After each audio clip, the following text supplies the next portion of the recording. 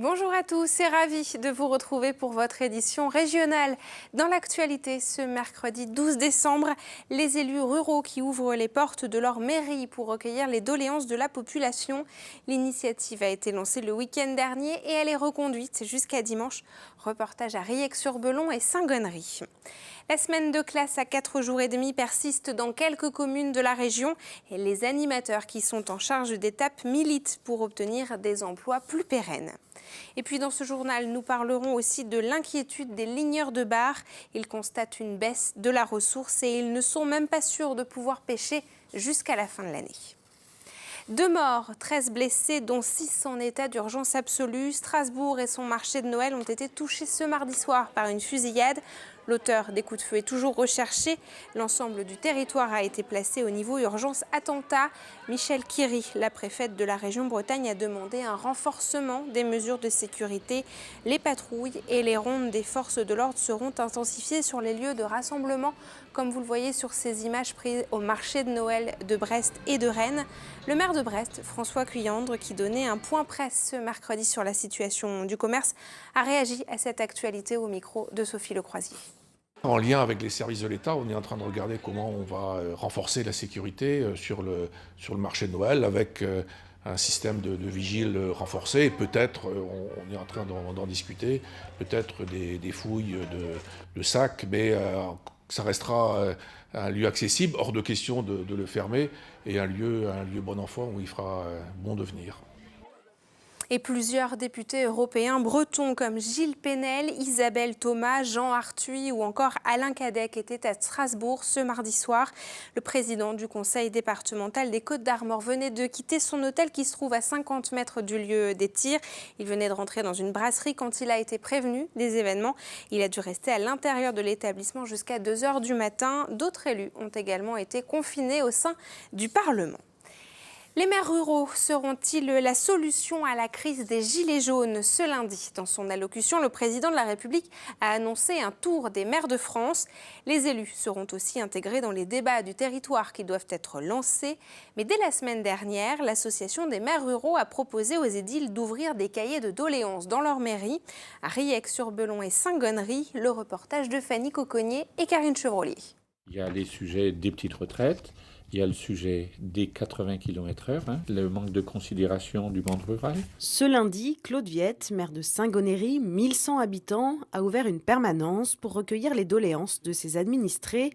6 d'entre eux ont saisi leur plume. Contacté par l'Association des maires ruraux de France, l'élu n'a pas hésité à relayer cette initiative. Nous avons considéré que c'était une démarche intéressante puisque nous considérons qu'il y a besoin d'un lien entre la base, les gilets jaunes, et puis nos décideurs, nos gouvernants. On a jugé intéressant que nos petites gens, nous, les gens du terrain, les gens de la ruralité, si on a l'occasion de remonter là-haut, ce qu'on ressent, c'est important de le faire. Lui-même, il y a un mois, avait préparé un courrier pour Emmanuel Macron. À son tour, il contribuera au cahier de doléances déjà bien rempli.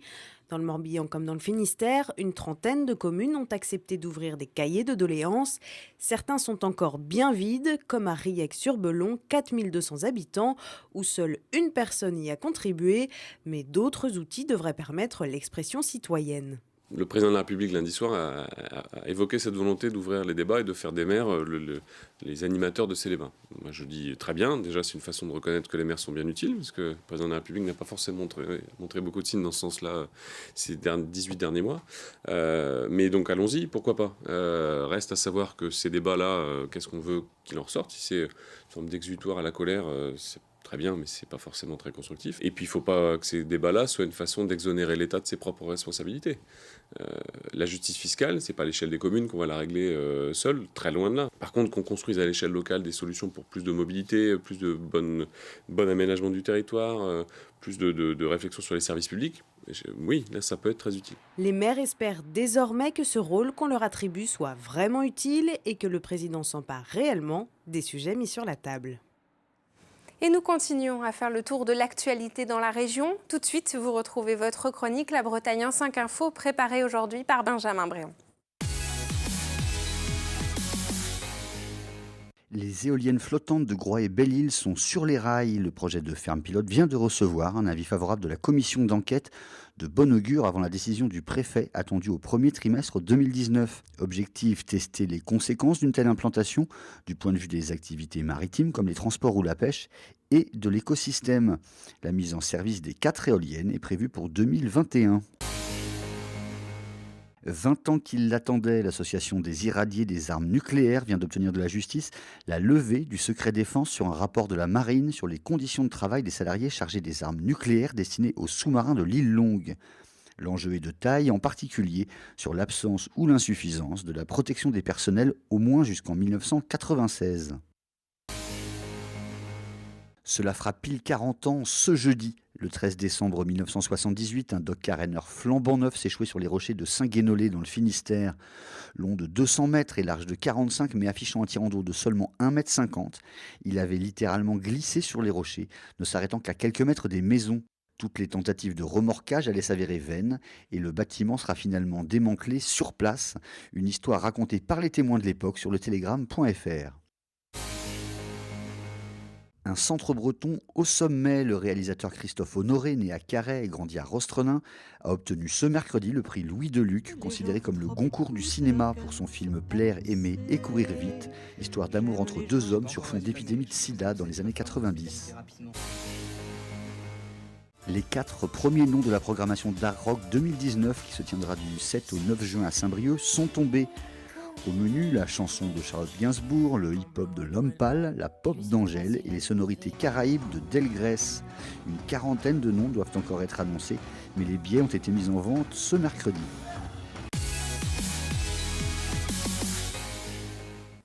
Nous reparlons rythme scolaire à présent et seulement 15% des communes en France appliquent toujours la semaine à 4 jours et demi. C'est le cas à Rennes, Quiberon ou encore à Brest. 6 ans après la mise en place de la réforme, la formule d'étape, les temps d'activité périscolaire n'a pas encore été stabilisée, ce qui veut dire des emplois précaires pour beaucoup d'animateurs. À Brest, la phase d'expérimentation s'achève début 2019 et Sophie Lecroisier fait le point. Pour assurer les temps périscolaires, dans les 69 écoles brestoises, la municipalité emploie 130 agents. Ils sont responsables de sites ou animateurs. 60% d'entre eux ne sont pas titularisés. Donc nous signons en début d'année un CDD.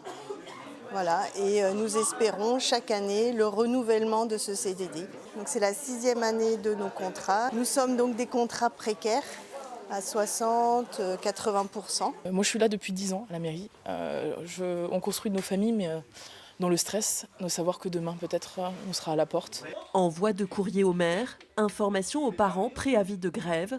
Les agents périscolaires tentent d'entrer en négociation. On veut qu'ils rentrent dans la fonction publique sur le statut 84 pour pouvoir du coup rentrer dans les grilles indiciaires et pouvoir aussi avoir des augmentations de salaire comme tout agent. On n'arrête pas d'avoir un turnover au niveau des écoles parce que les gens ils arrêtent parce qu'il n'y a pas de titularisation, ils ne peuvent pas vivre avec ce qu'on leur donne. Après 6 ans d'expérimentation et de concertation avec les enseignants, les associatifs et les parents, la municipalité a mis le doigt sur quelques défaillances.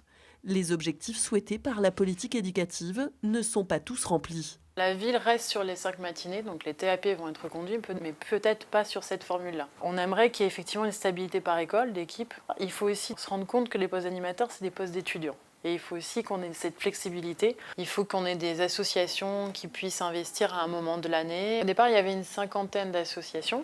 Aujourd'hui, il en resterait 8 à peu près. Chaque année, 2 200 000 € sont alloués au rythme scolaire à Brest. Le prochain projet éducatif de territoire, établi pour 3 ans, sera dévoilé en février 2019.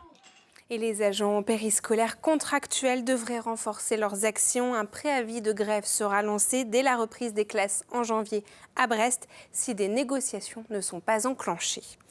Les ligneurs de bar de la région sont inquiets. La population de ce poisson est en baisse et si les volumes n'augmentent pas, les taux de capture pourraient encore être abaissés.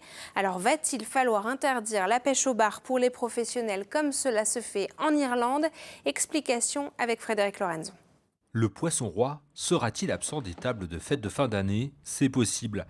Le volume de 2240 tonnes de bar autorisé pour l'année 2018 en golfe de Gascogne est pratiquement atteint pour les ligneurs de la Pointe-Bretagne. la situation est dramatique. Comme il y a des bateaux effectivement qui ont pêché beaucoup en début d'année, qui ne dépendent pas en plus exclusivement du bar, qui dépendent de la sole ou du merlu ou d'autres choses comme ça, et ben nous aujourd'hui, qui dépendons complètement de cette espèce, on se retrouve limité, ça se trouve on ne pourra même pas finir notre année, alors que la fin de l'année pour nous, ça peut être une grosse partie de notre saison, quoi. Les ligneurs préconisent donc de stopper toute pêche pendant la période de reproduction entre janvier et mars. La population de bar au sud du 48e parallèle diminue d'année en année. Le conseil scientifique, le CIEM, qui évalue la ressource, préconise de limiter les captures, même si la pêche n'est pas la cause unique de la baisse de la population de bar. C'est une espèce qui a une durée de vie longue, jusqu'à une trentaine d'années maximum. Elle va commencer à devenir mature dans le golfe à partir de 4-5 ans. C'est toujours un compromis en fait la pêche. Ça va être un compromis entre laisser suffisamment de juvéniles, laisser suffisamment de reproducteurs, et donc c'est adapter une pression de pêche à ces préconisations, tout en sachant que les conditions environnementales sont des facteurs très importants dans les évolutions des biomasses. Et là on va préconiser, les scientifiques donc préconisent des captures de l'ordre de 1900 tonnes. Les pêcheurs attendent désormais le Conseil des ministres de l'Agriculture et de la Pêche du 17 décembre à Bruxelles. Ils craignent une baisse drastique des quotas pour la zone de pêche en golfe de Gascogne. Ces dernières années, le nombre de ligneurs à la Pointe-Bretagne n'a cessé de diminuer. Et c'est la fin de cette édition. Merci beaucoup d'avoir suivi ce journal préparé par vos rédactions locales. Ce soir, vous retrouvez votre magazine régional L'Instant T. Aujourd'hui, Xavier Patrijon vous parle d'une formation en Bretagne pour devenir hôtesse de l'air et steward. Et puis aussi du yoga, du rire pour se prendre des barres de rire et se faire du bien. Et on en a bien besoin, vous le savez. Une émission que vous retrouvez à 19h15 et à 23h15 et en replay sur nos sites internet. N'oubliez pas non plus de nous suivre sur les réseaux sociaux, Facebook et Twitter. Je vous retrouve très bientôt pour un nouveau journal. Je vous souhaite une belle soirée. À demain.